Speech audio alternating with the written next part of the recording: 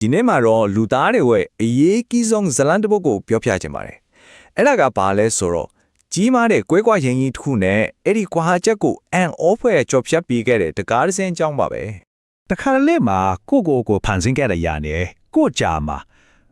နားလေရခက်တဲ့အကွာဘေးတစ်ခုရှိနေတယ်လို့မျိုးတော့ခံစားဖို့ကြလားဒီနေ့ပြောပြမယ်ဇလန်ကလည်း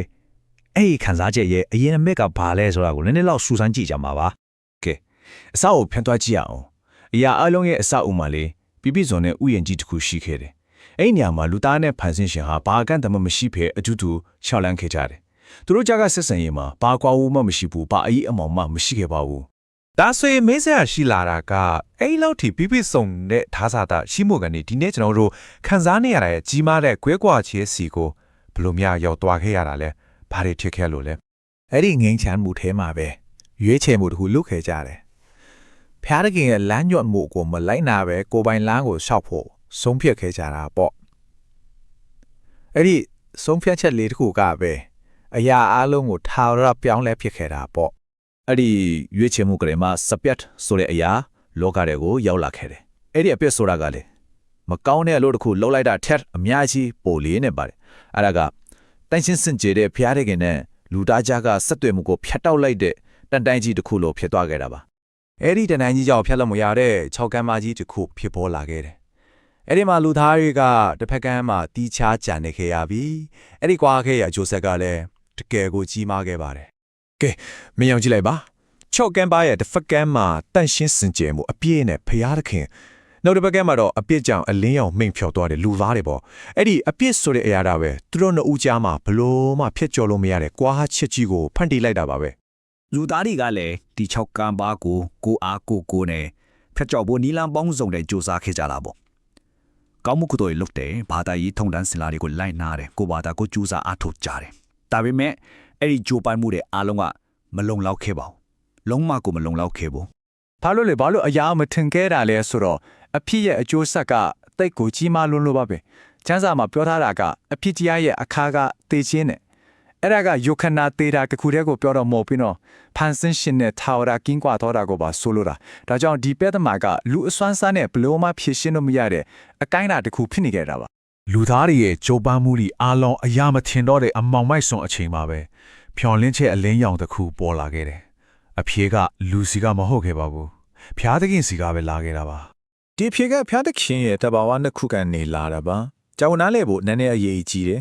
တစ်ဖက်မှာကိုရောဟာတရားမဲတားတွေဖျားထစ်လို့အပြည့်အကျိုးဆက်ကိုဒီတိုင်းလေးလူရှုထားလို့မရဘူးဒါပေမဲ့တစ်ချိန်တည်းမှာပဲကိုရောဟာအတိုင်းအားစမရှိတဲ့မေတ္တာရှင်ဖြစ်လို့လူသားတွေပြည့်စည်ထားမှကိုလည်းလက်ပိုက်ကြည့်မနေနိုင်ခဲ့ဘူ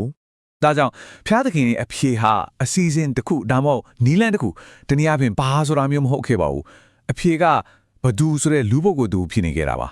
အဲ့ဒီသူကတော့ကိုရောရဲ့တပါးတဲ့တော်သားတော်ယေရှုခရစ်တော်ပဲဖြစ်ပါတယ်ယေရှုရဲ့ခီးစဉ်ကိုစဉ်းစားကြည့်အောင်သူဟာကောင်းကင်ဘုံကဘုံအာနုဘော်အပြည့်နဲ့ရွှေပက်လင်ကိုစွန့်လွတ်ပြီးဒီလောကကိုဆင်းသက်လာခဲ့တယ်တာမန်ထက်တောင်နှိမ့်ကြတဲ့နွားတင်းကိုလေးထဲမှာမွေးပွားခဲ့တယ်လူသားတွေလိုပဲစာလောင်းတာဝါနေတာနာကျင်တာတွေကိုအကုန်ခံစားခဲ့တယ်ကိုတော့ကိုယ်တိုင်ကအပြည့်ကင်းစင်ပေမဲ့လူသားတွေရဲ့အတွေ့အကြုံကိုအပြည့်အဝမျှဝေခံစားဖို့လူဘဝကိုရွေးချယ်ခဲ့တာပါယေရှုရဲ့အသက်တာတစ်ခုလုံးဟ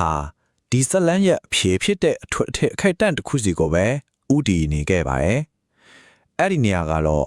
ဂေါလဂေါထကုန်းပေါ်က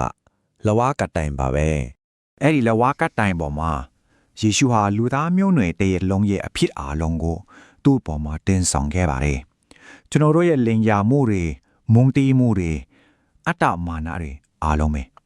အဖြစ်ကင်းစင်တဲ့သူတယောက်ကအဖြစ်ရှိတဲ့သူတွေရဲ့အကျွေးအားလုံးအတွက်အစားကိုပေးဆက်ခဲ့တာပါပြီးတော့လဝါကတိုင်ပေါ်မှာကိုတော့နောက်ဆုံးမင်းကြားခဲ့တဲ့စကားကတော့အမှုပြီးပြီဆိုတာပါပဲဒါကအရှုံးပေးတဲ့စကားမဟုတ်ပါဘူးလူသားတွေအပြည့်အကျွေးအားလုံးကိုအပြည့်အဝအကျေးအလေပေးချက်ပြသွားပြီဆိုတဲ့အောင်နိုင်သူရဲ့ကြင်ညာချက်တစ်ခုသာဖြစ်ပါတယ်